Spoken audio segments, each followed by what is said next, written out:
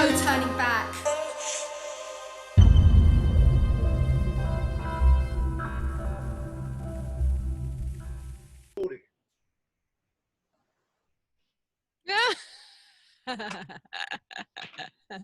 Right. Well, welcome. Well, we've got a great party here this evening, and first of all, we've got Charlie Freek in from America. Welcome, Charlie. Hola, hola, hola. Hey. Hola, mis amigos. And Jen McCarty from Glastonbury. Welcome, Jen. Hi, Charlie. It's a real honour to be with you all. Been watching your shows and loving them. Oh, well, thank you so much for joining us. And Laura, who I interviewed the other day as well. She's back again. Welcome, Laura. Yep. Yes, I am loving it. Thank you very much for having me back. I'm looking forward to this. Well, this whole round table today is we're going to be discussing about looking after our children and making sure that we protect them, not just making sure we protect them, but making sure that people like Charlie and I, who are men, go out and stand up against these paedophile gangs. And somebody said to me, "Oh, come off TikTok, it's full of paedophiles." I said, "I'll stay on there until I've emptied that place of paedophiles." The minute I leave there, they'll prey on young children that are unprotected. And it's people like this. Now's the time for men to stand up and be a man and fight against this evil that's attacking us. Here, here. Yeah. Completely agree. Completely agree. I'm noticing all the events that I'm organising. It's all women coming forward, really, women taking the lead, and I do feel this is a place that men should be stepping forward to, you know, because I think that's a society thing as well, but men need to definitely come to the forefront and do more in this. Yeah, I just, funnily enough, I just read on Facebook, this woman just basically wrote that her daughter's on TikTok and she just discovered, like, she's really young, I think about 11 or 12, and she's literally getting groomed on TikTok. And obviously they're so young and they're so innocent and they just don't know. And so I literally just read that.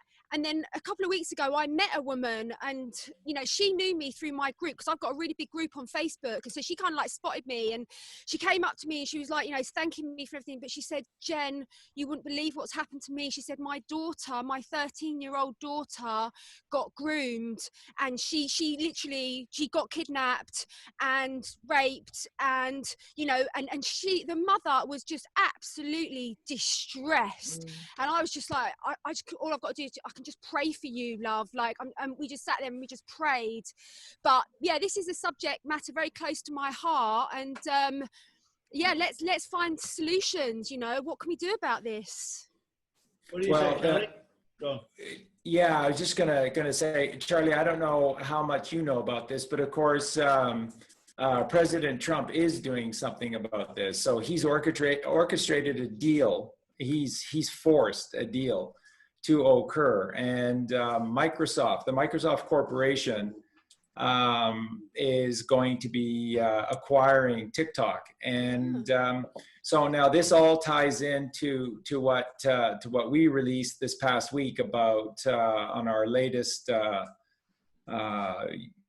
video on our YouTube channel, and that was sort of updating everything and showing how Bill Gates actually flipped to now Bill Gates is not a white hat. He is an absolute black hat, and there's no salvation for Bill Gates. He was just given an option because the meeting was December 13th of 2016. So this is just about a month after Trump had won the 2016 election, and this was held at Trump Towers. And Gates came, the Secret Service was there, military personnel were there, and they gave Bill Gates, it was a very sort of shocking meeting for Gates, and they gave him an option, and that was he can die on the spot with a gun wound to the back of the head, or he could agree to postpone his execution and to earn some points by helping them. And he flipped at that meeting. And of course, we know this absolutely to be true because before Christmas, there was an article that was then released, and this is his, like I demonstrated in the big video that I did with Mark Devlin. on the takedown of the cabal from A to Z. Everybody had to show publicly that they had capitulated to Trump. And so the fallout of this meeting with Bill Gates capitulating to Trump was that Gates went to the media and released a statement saying that Trump reminded him a lot of JFK, and that he was an extremely charismatic person, and he wasn't unintelligent at all. In fact, he was possessed a near genius level intellect. And so that's what came out at Christmas time of 2016, and it foreshadowed. Now, Gates, as all of you know, was so deeply embedded into the COVID-19 scare, the pandemic scare, to then roll out the 5G. And he gave it all to them. He gave them everything. He talked to them about, essentially what the COVID would be. And that confirmed what we were saying, which was that it was just going to be a bacterial infection on these nose swabs. So of course, if you want to continue working, you want to continue doing anything, or if you need to be tested, you have to have a nose swab. These nose swabs were going to be contaminated with bacteria. And that's how they were infecting people with all of this, just symptoms that they could then generally, casually link together as COVID-19 and then mark it down. And so that's what they did. And he talked to them about hydroxychloroquine. He talked to them about the time frame of the 5G network, the second wave, all of this. He spilled it all. So that doesn't absolve. Please listen to me carefully. I am not supporting Bill Gates in any way. I'm only telling you what happened. And I can also tell you that it does not forgive him for what he's done, and it will not give him a life sentence versus an execution. It's only postponing his execution. So he flipped, and of course in that podcast we also released that Elon Musk had flipped, but had done so much earlier and had been working behind the scenes with Tesla and Tesla cars, foreshadowing this upcoming release of the free energy and NESARA. And this is why you saw Trump make the big post 2 weeks ago saying that Elon Musk, I was going to say Nikola Tesla, yeah, that would be wonderful. Elon Musk kept his promise. He said, this is his first promise to me, and he's now kept it. And Musk announced the largest Tesla plant in history going in Texas. And of course, not once during Musk's presser in releasing this information, nor in any subsequent tweets or comments from Trump, neither of them have said automobiles. In one tweet, Trump said auto, but of course, auto is short for automation. And no one has said cars, no one has said electric cars, no one has said automobiles, nobody has.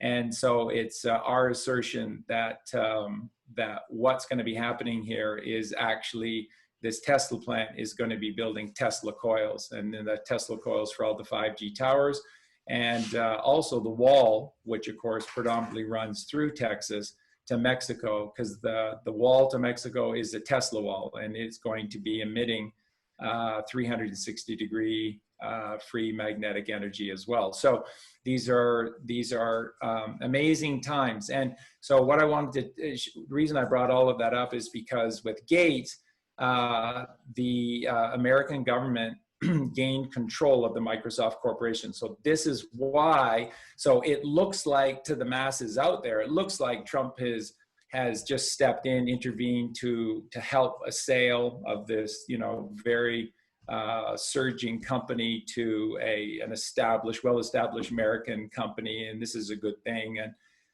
But no, Microsoft is being run by the U.S. government. So essentially the NSA are all over TikTok. They are all over it, and they are now establishing stings, and everybody is going to get taken down. Everybody is going to get taken down. Everybody's being watched. Once again, they have everything. Everything is being recorded, and they're going to take these monsters down. So So this is very good news for TikTok. And that's why it's being orchestrated through Microsoft Corporation, because they are now in charge of the Microsoft Corporation. That's a good bit of intel. I appreciate that. But, you know, it's so important. This is all part of the structure around resetting our lives, because evil had quite clearly taken control of our lives, and the paedophile gangs was one part of it. And Yeah, absolutely. Yeah. go on, Laura. Well, I think I mentioned in a previous interview that we had that the paedophile ring links it all. Do you know what I mean? They're all these people are partaking in these crimes and these acts. So it's kind of a bit like the domino that is going to also assist with it being exposed, because the crimes are so horrific that anyone that knows about them can't allow that to carry on. Do you know what I mean? So it incriminates every person that's involved in every institute that they have managed to corrupt, you know, health, education, law, It's government. everything. Yeah, absolutely, 100%. So I feel quite strongly that not only obviously this is important to prevent this happening, stop it happening, and also allow the people that have endured these crimes to actually heal, but it actually then is a linchpin in removing the rest of it as well, because it's like a domino that will just allow all the others to fall. That's exactly right. Excellent, excellent. Absolutely, I totally agree with you. And I was speaking to my partner Liam about this yesterday, and I just said to him, I was like, why can't Trump just close down the internet? Because if the internet gets shut down, so many children are going to be protected. And I don't care about losing my platform. I don't think any of us care about what we're going to lose. You know, if we can protect one child, if one child can be saved, like that's enough for all of us. So I don't know. I mean, like that to me seems like the ultimate solution. I'd be interested to, Charlie Freek, what you've got to say about that. I mean, that's a way of nipping it in the bud, but I guess the reason why they're not quite shutting it down at the moment is like what you just said, Charlie, is like they're doing that track and trace on some level to find out who are the initiators. And so I guess this is the cleanup operation. But Exactly. how many children like need to suffer? Like none of us can take it anymore. I literally can't take it anymore. Like we're at the end of our tether with being able to cope with the torture of children. So yeah, my solution is just ultimately just to shut down the internet, because obviously the dark web has so much to answer for. And it's just grooming like all these young boys and these young lads, and this whole normalization of paedophilia. And it's just there's no words that can possibly describe how wrong it is. Jen, can you imagine how much harder it would be able to get out a good message without the internet? Yeah, I was just going to say that. Yeah. True. Like the internet is a tool at the end of the day, and yes, it is completely overrun because it's allowed to happen that way. But at the same time, if I didn't have the internet right now, I wouldn't be able to organise any of the events that I'm trying to organise, to actually go out in public and make a difference and be seen in public, because that's really where the effect is seen and you're heard a lot more. And, you know, like, you know, you can go and hand out flyers, but right now, while there's a lockdown going on, the only way that we can really reach people is by using the internet. So I totally agree that, I mean, they can censor hashtags that are trying to promote the good work that we're doing, so they can censor everything else. They're just choosing not to. So I'm not 100% sure that would be the solution straight away, because right now there is a lot of people using it as a positive to get the word out there and share what's going on and to reach people in their homes and share information. And, you know, I totally agree with you, Laura, and this is based on my research on the quantum internet that they're working on. So it will just be a shutting down of this sort of like cabal internet, and then the reintroduction of the new quantum internet, which is linked in with the quantum financial system, which means that we all have to start at zero again. But I've said to everyone, I was like, you can find me. I'm going to be Jen McCarty. My group will be The Event Is Happening. Like we can build up our platforms again, and I'm not talking about a long term, like sort of like no internet, of course, but I don't know, what other solutions are there for us to protect the children? I think one of the biggest things that I've learned through this whole thing, especially with children, and there's those who've been watching me know that I lost my firstborn son, something you never get over. So sorry about that, And Charlie. I've been blessed with a little boy, Justin, who's 10 years old now, and I'm 60. And when I was a father for the first time with my son who I lost, my son was born when I was 18 years old. Aww. So there was, or 19 years old. And I wasn't really an adult in those times, so I was unable to educate him the way I am with my son now. Mm-hmm. I think education is a massive part. And the one thing I've learned with children, that the education of children has got absolutely nothing to do with money. It's to do with love and time. And if you spend love and time on your children, then you earn respect and trust. And then the biggest problem we've got right now is that when a child's being naughty, you give them an iPad and stick them in the corner. That's that's creating a bigger problem than the problem you had in the first place. Yeah. Absolutely. But I think that's reflective of the conditioning that we're all exposed to throughout our entire lives, in that if you keep people so worried about their immediate survival, their immediate future, you don't have the capacity to think about things long term. You're just trying to make something easier for yourself right now, regardless of whether or not that's actually going to make things harder. And that's a good example of that.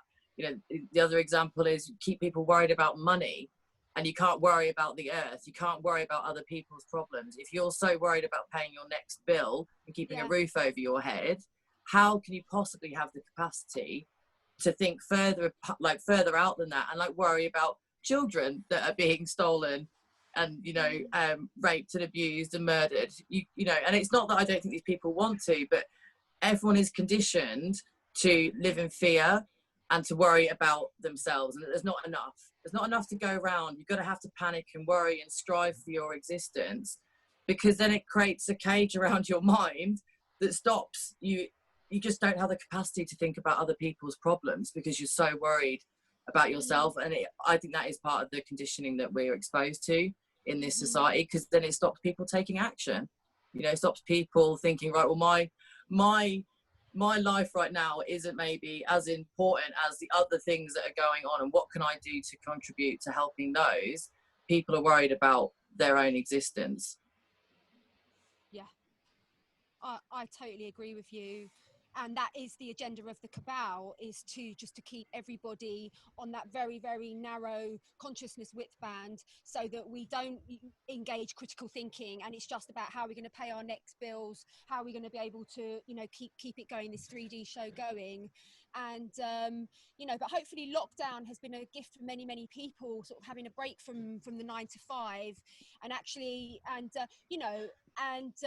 just having an opportunity to actually research. And I think a lot of people have woken up in lockdown, and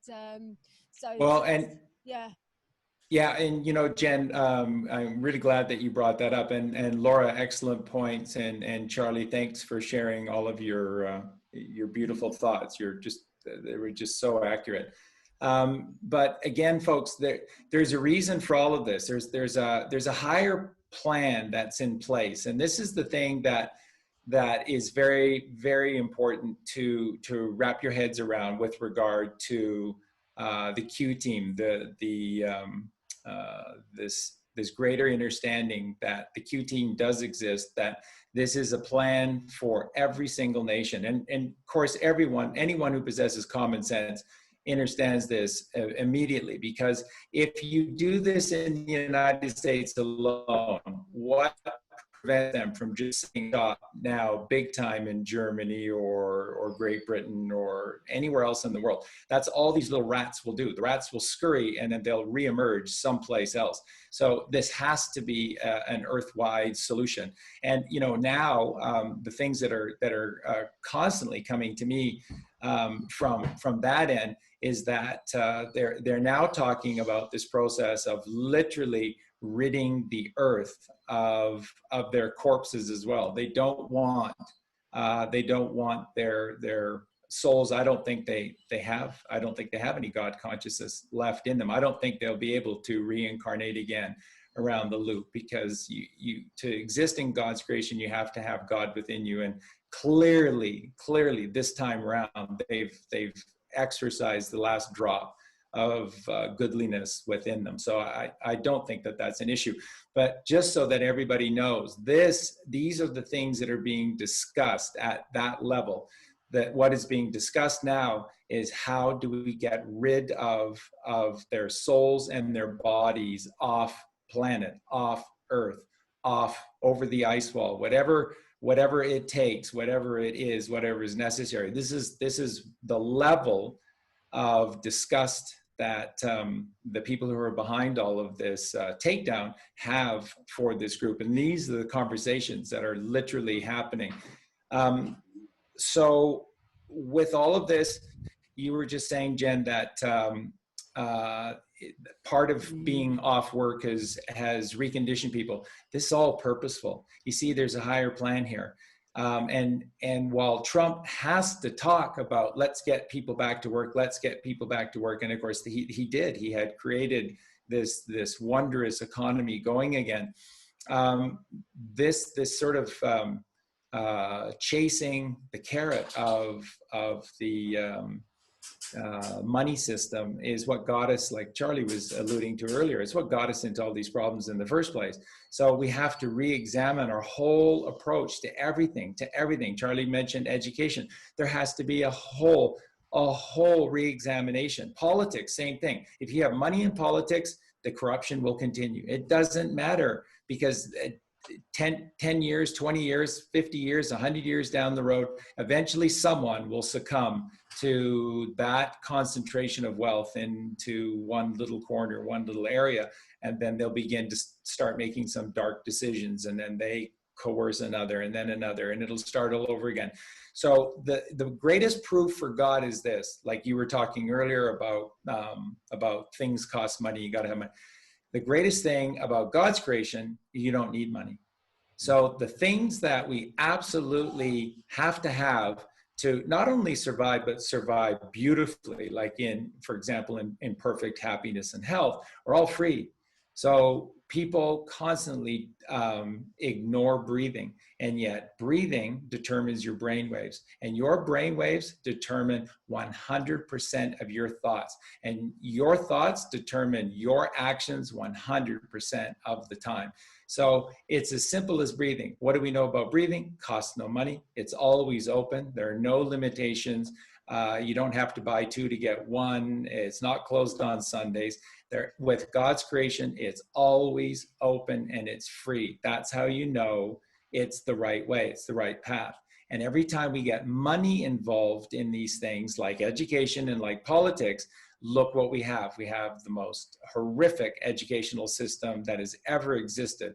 There's no, I hold strong and true to the gnosis that there is no truth being taught in a public school, not one, just theories. And that might sound nice, but it's not practical in any regard. So this is the world that we've allowed ourselves to participate in and be hoodwinked into, and as a result of it, like Charlie said, your child is acting up. Go into the bedroom and play with this toy. Go play with this gadget. And then there's a predator. There's a carnivore. There's a coronavirus at every turn with all of these forms of technology. So we have to do a 180-degree about face, rethink, relook at everything moving forward. So why have we not been rushed back to work? And we were told this a while back. That's why I've been sharing with everyone that this process of getting things back to normal is going to take a long time. That's code for me saying, for many people, they'll never go back to what it was before. This is the great awakening. This is the great event that Jen talks about. This is the great change. And if we miss it right now, then we're in trouble. And remember, folks, December 21st, lots of people are talking about this, and it is absolutely real. The confluence of astrological events, anomalies that are taking place on this winter solstice are staggering, and they are all beautiful. There is nothing that is negative in any of these confluence of bodies, whatever you think they may or may not be in the sky. But these astrological bodies are all coming into the most sublime confluence on with the setting sun of December 21st and the rising sun of December 22nd. And you see, this is the rebirth of all of woman and man, of all mankind. This is our rebirth. We're at the peak of the age of Aquarius. It is now or never. And I am talking about a massive spiritual rebirth that needs to occur now. And this whole charade of Philadelphia lawyers, all of these people on the internet who have talking points. So they think they know everything, and they know absolutely nothing. They're the masters of nothing. And yet you bring up flat earth and they'll shove it down your throat because they've got 3 talking points that they learned from Neil deGrasse Tyson, who doesn't know the first thing about what the truth is and wouldn't tell you even if he did. And so we just have this entire generation of people talking points, and they don't know a single thing. They haven't earned anything for themselves. They don't know any holistic truth. And if this doesn't change, we're just going to continue this insanity. And then we're going to be talking about the kids again 500 years from now or 250 years from now, and around and around and around it goes. So God is real, God is powerful, God wins, and on December 21st, there is the most staggering confluence of goodliness and godliness within the night sky that you could possibly imagine. So we are all being looked after, Jen, and the children are absolutely first on the priority list for President Trump and the Q team. They are. And our souls and our futures are all massively being considered, and far from just a dollar and cent perspective. So yeah, there's a lot of thought, there's a lot of love, there's a lot of help that's out there, and it's real. And so we're going to see what happens. We're going to see what takes place over the next 6 months. You were totally right about the schooling. You know, the corruption, the evil has crept into our schooling. The whole education system has been corrupted. And there was a very simple point the other day, Charlie, that somebody picked up on. You know, people are talking about the virus.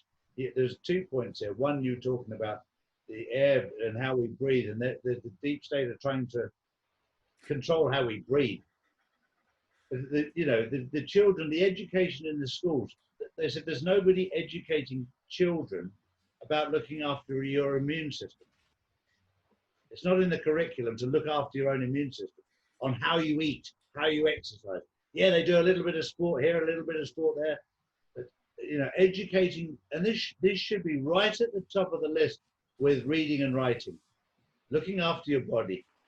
If you look after your body, it will look after you. But it's not in the curriculum because the big pharma companies don't want you to look after your body. There's too much money in it. That's absolutely right. Yeah, exactly. Laura. No, I was just going to agree. You're absolutely 100% right. And I think it's important to remember that everything that's happening ever is intentional. There are no accidents ever, you know. And the cabal, if something's happening right now, it's because the cabal want it that way. Everything is on purpose. So if you're not being taught about how to look after your body, because they know you are a divine creature and your body is your temple and it is to host your spiritual energy. So why would they ever teach you about looking after your body? Why would they ever teach you how powerful your thoughts are in keeping yourself healthy and you are actually the master of your environment? Of course they're not going to teach you that, because they want you thinking you have no power and that you are just bumbling through life, not in control of anything, when in fact you are creating everything. And they know that kids absolutely have this power so much more than adults, because they haven't had all these beliefs compounded onto them. They're like these amazing, creative imagination beings, and it's our beliefs as we inherit them through our life that kind of create this, you know, cage around us about what we think we can do, how valuable we think we are, what we deserve in life, etc., etc. So if you teach kids in school that they are, you know, that they don't have these innate abilities to actually create their environment and to also look after themselves in a very simple way, and that your thoughts are actually directly connected to each and every cell in your body, you know, like you actually, you know, you're stopping children being powerful into their adulthood as well. And the other thing with education, which I find really interesting, is it's nothing to do with teaching people how to think. There's nothing in there about questions. It's always a right or wrong. This is the right way. This is how you're going to think. This is the general mainstream group think way of thinking. And if you think outside of this, you're going to be ridiculed or told that you're wrong. And they start that at a really early age as well in school, because those brains are malleable. You know, they're easy to put these conditions on. That's why they're doing it. But there's nothing in there that's creative or allows kids to just, you know, explore and discover themselves and just kind of follow whatever they feel their hearts want to do. It's all about sit down, you're going to look at this authority in front of you that's a teacher. They're going to tell you what's right or wrong. You're going to wear a uniform. You're going to leave at this time. You're going to arrive at this time, and that's it. You know, no kid really likes going to school. No kid really likes it. You know, they some kids are more, you know, in tune with that sort of learning. But none of the kids really like, yeah, I want to stay in school a little bit longer. You know, but they're all dying to get out of there when the bell rings. Justin, you know? My little boy Justin, who's 10 years old, has been watching what I've been doing, watching everything. And he's been telling his teacher what's going on in the world. Amazing. He doesn't like it one little bit. He's telling him he's got a great sense of imagination, and Justin's adamant with him that the teacher's wrong on this one. So you can teach me English and maths, but you're wrong on this one. Yeah. And he makes me very proud. Yeah, I bet it does. Yeah. I'm using you, abusing me, but I'm shooting through. You're losing me, I'm using. I think the children are being massively targeted at the moment. It's so obvious to me, and I've got a 16-year-old, and he got to miss out on his GCSEs, which I was like so happy about. Didn't want him to go through all that stress, and so now he's just at that age where you know the deep state can't really get their hooks in him. But I would just say to all our listeners, like, protect your children. Like, there is an agenda at the moment, and with all this like temperature gun at their head, they're normalizing this idea of guns and like targeting our pineal gland. And I believe that the pineal gland is the top 3 important organs in the body, along with the heart and the brain myself. So it's such an important organ that needs to be kept pure. And so I would just say to all our listeners, be really, really like careful about sending your children into these institutions at the moment, because as Laura was saying, they're so malleable because they haven't like swallowed all the BS programs of the matrix. They're so much closer to source energy, and so because of that they're so much purer, and so they're much more easier to be programmed, and they're much more malleable. So like you know, we need to protect our children, and I just feel so grateful that my son is a little bit older. But if he wasn't, I wouldn't be sending him to school in this environment. I mean, obviously all schools are different. I don't know, your school sounds all right, Charlie, but I would be like really checking out what are they up to, what are they doing with this social distancing. I would not be okay with him getting, I find that it's very invasive. Like, I wouldn't want someone to check my temperature. Who are you to check my temperature? Who are you to check my like, if he's not well, I'm not going to send him to school. It's like, it's obvious. So yeah, I just think that you know, let's really like hold them close. And this is an opportunity for homeschooling, you know, for many parents. And this is so in alignment with God's will. I really believe that, like, God really supports homeschooling, because the children get time, they get attention, but most importantly, they get to explore what they're interested in. It's not, they're not imposed like, oh, you've got to do this, you've got to do that. It's like, oh, you want to learn about the stars? Go and learn about the stars. You want to learn about Florence Nightingale? Go and learn about Florence Nightingale. Do you know what I mean? So, Jen, can I ask you one thing? When I was a kid growing up, they didn't have these guns. They stuck a thermometer up my arse. I don't know which is better. No way! Did they really, Charlie? That is an invasion. Did you go to the vets, Charlie, or did you go to the doctors? No, that was at school. It just shows you it was corrupt then. We didn't even It recognise was it. corrupt Wow. then, wasn't it? No. You know. Yeah, I think that's a really interesting point, Jen, as well, because I think there might be a lot of parents out there that are probably feeling the pressure now to conform with their children, because they're going to say their kids can't go to school unless there's things like face masks, or, you know, they have their temperatures or vaccines and all this other bollocks.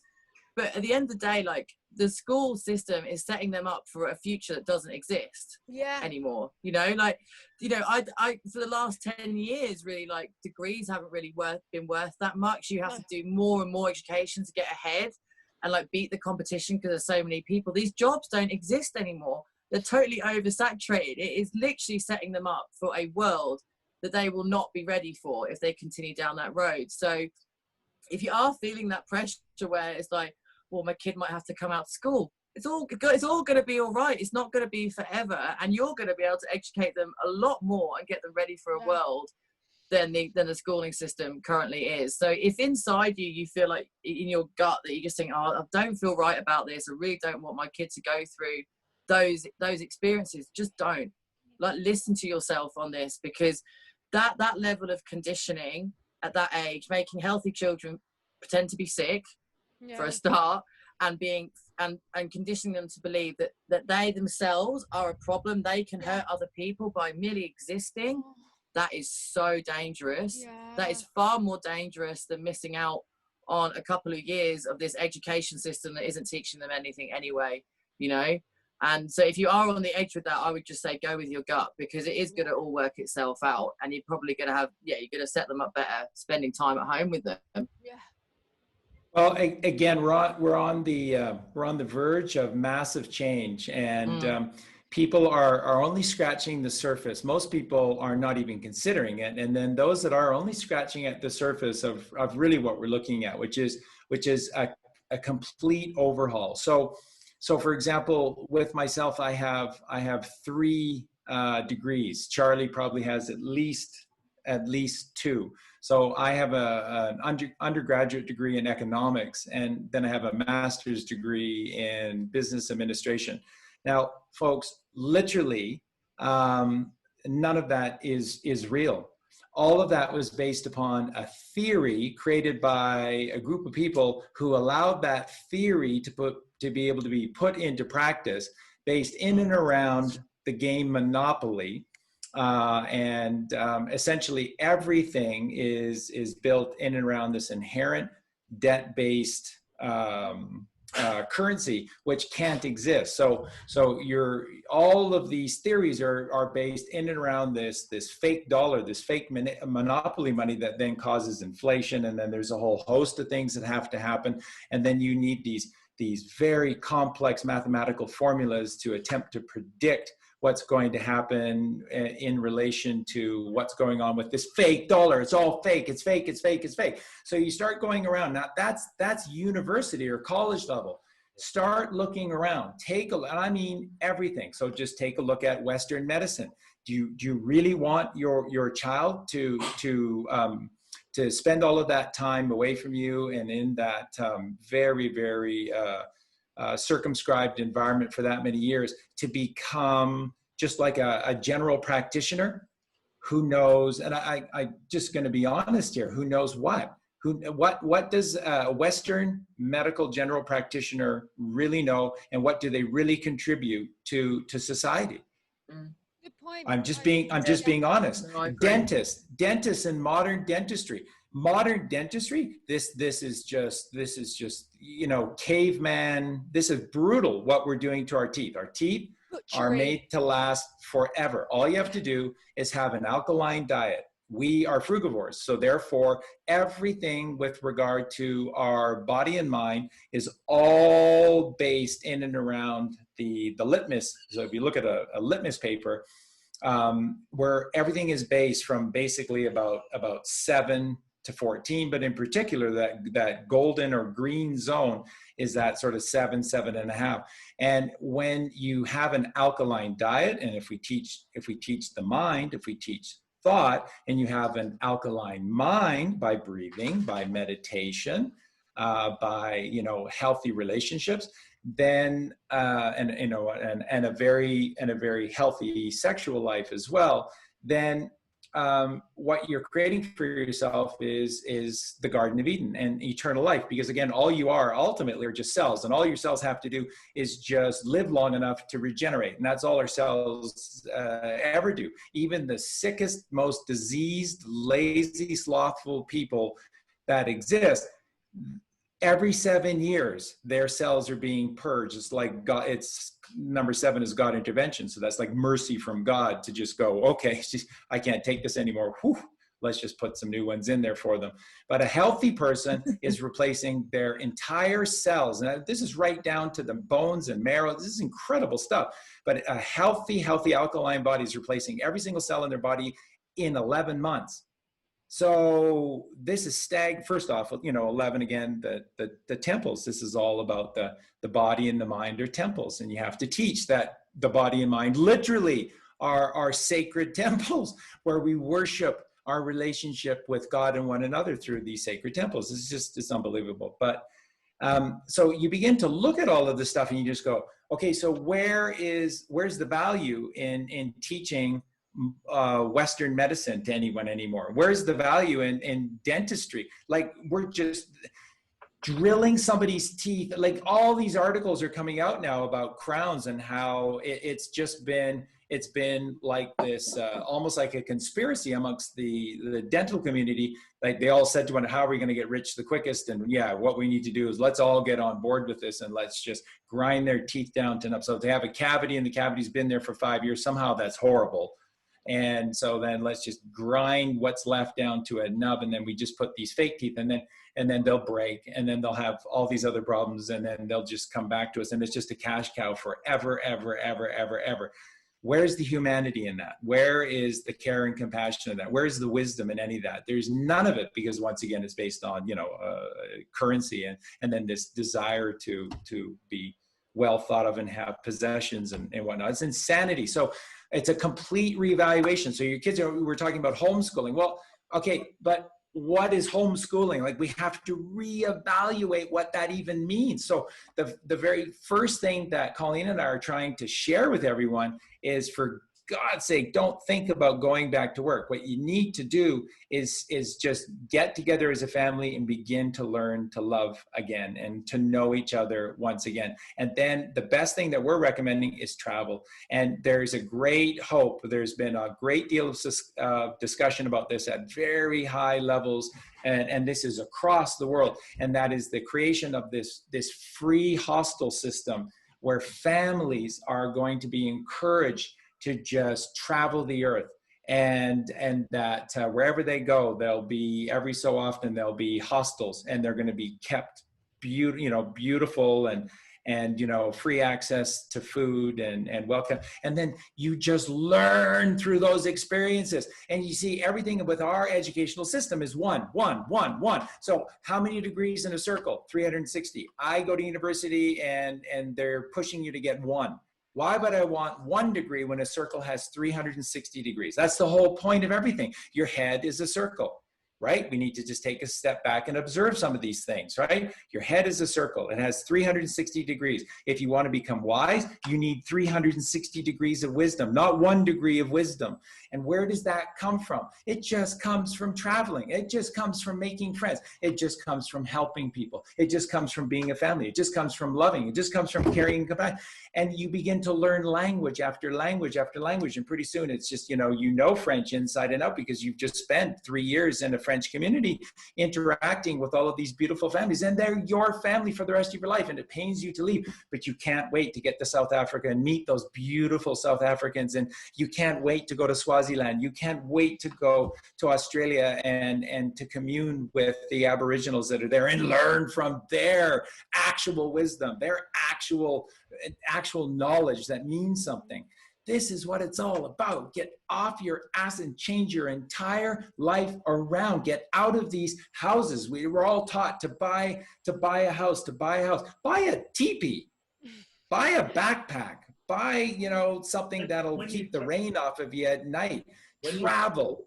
When you travel, you lose all sense of racism. because you become educated. And racism all comes from a lack of knowledge, a lack of understanding of people. And when you don't understand them, you get scared of them. We were in Hong Kong recently, and one of the most powerful family in China that I've worked with for many years, the main man wanted to take us out for lunch, but his wife didn't really want to come because she didn't speak English. And I said, don't worry, bring her along. And her and my little boy Justin got on like a house on fire. Justin doesn't speak Chinese. She didn't speak English, but after 2 hours of eating, they were the best of friends without being able to understand a word that they said. But just by communication from your heart. You don't need to speak somebody's language to get on with them. No, I You just need to feel them in your heart. Mm. And smile. Exactly. We got hands to make hand signs. You only have to look at people who are deaf and dumb. They manage all right. We're surrounded by them. Yeah. So we can learn from people. I remember many years ago being born and brought up in a small place in Suffolk, and the first foreign family to come into our little town were Chinese. And my father said, "You don't talk to them because they're different to us." So we didn't talk to them until we found out they had a takeaway restaurant, made really nice food. Then we became best friends. Then I realised my dad was full of shit. That's really lovely, Charlie. And I actually did that, Charlie Freek, with my son. I took him out of school every year for 6 months, and I took him traveling to India and to Bali. Wow. And so, like, because I just thought, like, you know, this is it. This is what I didn't have as a child.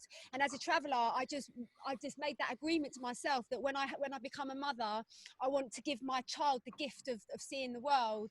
And I mean, he's literally on his 3rd passport. He's done so well, my son. And but he takes it for granted now, and he doesn't want to go traveling, and he wants to be normal, and he doesn't want to be the hippie traveler kid, and I totally get that.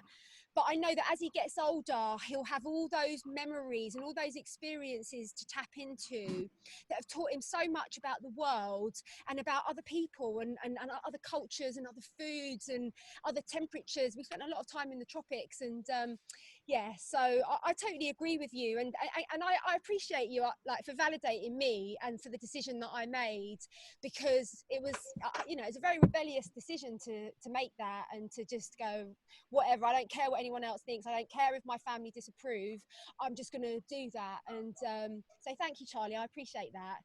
And it is wonderful.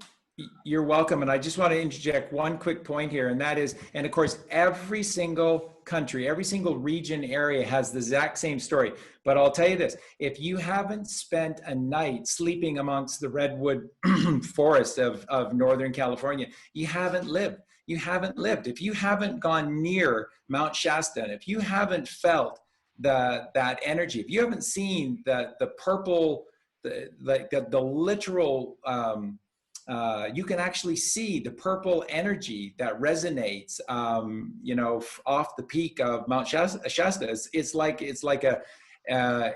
an earthbound chakra system, and it's the crown. It's the crown, and what's below it clearly is some kind of superhighway of light and energy. And if you haven't seen these places, you haven't experienced, you haven't lived. You haven't lived. And of course, every place has that. How about in England? Stonehenge? Stone. I mean, endless. But I mean, just even what? Yeah, and I'm just trying to think of the other one. What is it? Newton under Roseberry topping. Yeah. Yeah, and Newton under Roseberry topping. There's just magical places everywhere. You have to travel. If you miss out on this, then you haven't lived. You just haven't lived. 100%. Yeah, it's really important. Thank you for saying that, Charlie Freek. Yeah. It's important that we give our children time and love, and this is the opportunity. By traveling, you can show them so much about culture and history. We've taken Justin with us all over the world, and he fits in everywhere. I remember the first time when we took him into Thailand, the first time he'd ever met a lady boy. Oh. And he was like, so what's a lady boy, Dad? I said, well, it's ever so simple, really. It started off life as a boy and landed up a lady. He went, oh, okay. And because the one thing with lady boys, they're very dramatic. And they dance like a bloke, but they look like a woman. But because he loves dancing, he just worked out there was something different there. But there was no animosity against it. It was just a different type of person. Mm. And if you watch Aborigines dance, if you watch Indians dance, if you go to the Caribbean and you watch them dance, that's a different rhythm altogether. That's a cracking rhythm. You go into Africa and you watch them dance. Every dance is different. And a good dance is when it comes from your heart. Mm. That's right. And you dance as if nobody's watching it. Oh, Absolutely. yeah. But it's our time, Charlie, you and me, a pair of Charlies, to stand up for mankind and say it's time we looked after our children. And it doesn't stop there. As our duty is to look after our wives as well, because they look after us. And I said to my wife only this evening, you're just like a mirror. The more I put into you, the more I get out of you. Oh. In a nice sense. In a nice sense. Not being naughty there. Yeah, no, that's beautiful, Charlie. And you know, I had about 2 years ago, as part of one of my very deep meditations, I've had a deep sense that I've had no 100% corroboration to this, but this is what came to me. And it came to me that because a lot of people say, why did JFK go to Dallas when he knew what was going on? He absolutely knew, because he withdrew into a very, very tight group around his, and just some people that were non-Washington, non-elected officials that were helping them kind of create this micro government in secret.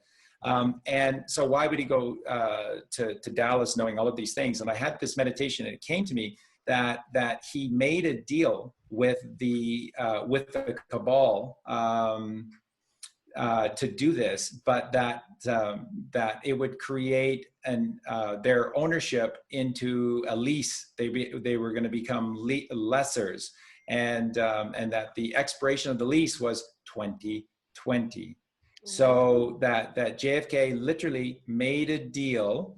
He had open channels and conveyed this offering, and went and offered and allowed himself on the 33rd parallel on 11/22, right? Because those are the three master numbers: 11, 22, 33. A lot of people still don't recognize this about JFK's assassination. November 11.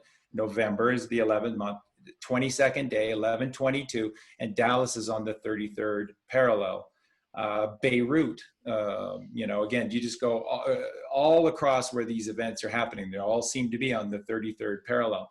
And that I had this powerful gnosis that's what he did for mankind. And then when it came to me, so this is about 2 years ago, I was just really abashed because I've always seen myself that way, Charlie, very much how you expressed it for your family and then for everybody else's family. So you have a massive family now because of your family through all of your beautiful work. And that's how Colleen and I look at it as well. So what I always say to God via meditation always is that if there needs to be hurt and suffering, let it be me, because I'm strong and I can take it, and I will take it for everyone and all things, obviously for my family. And then what I tried to do in meditation, I literally tried to envision domes and firmaments, and I literally tried to create domes of protection and healing energies from great distances, obviously, over these different areas. I've been doing a lot because the people in both South Africa and Australia are in so much pain and fear right now, and I'm just trying to do. And so when that came to me about JFK, I actually got frustrated and angry after a while, because somehow, some way, if I could have been put into that situation and allowed someone, a real intelligent person and a real leader, someone like JFK, to continue his plan for goodliness and godliness, then I would have gladly have taken his place and have been that target of the assassination. And I hold to that for the weight of the world today as well. This is, this is what we all need to become like, the strength, not fear. There is no ending. Once you truly come to know that God exists, then of course you know that all that exists is existence. You never stop existing. There's no end in existence.